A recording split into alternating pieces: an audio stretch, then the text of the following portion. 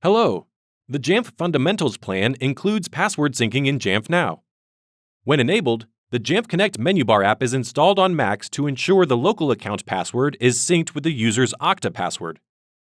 Let's go through a brief overview of how to enable password syncing with Okta in Jamf Now.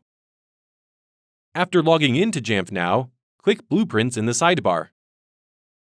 Click Create New Blueprint or select an existing blueprint. In the list of blueprint options, click Security.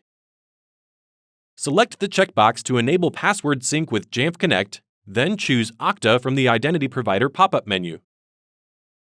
Enter your organization's Okta domain in the Authentication Server URL field, and we can click Test to check that the URL was entered correctly.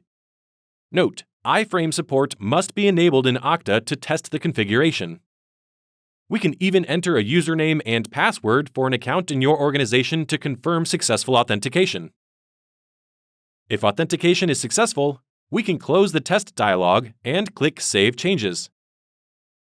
Just be sure the devices you want to have password syncing enabled are added to this blueprint. And remember, a device can only be assigned to one blueprint.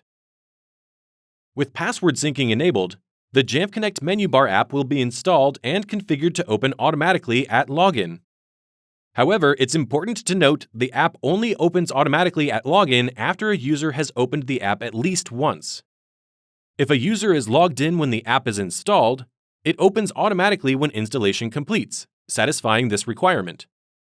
Then they can use the menu bar app to ensure the local account password is synced with their Okta password.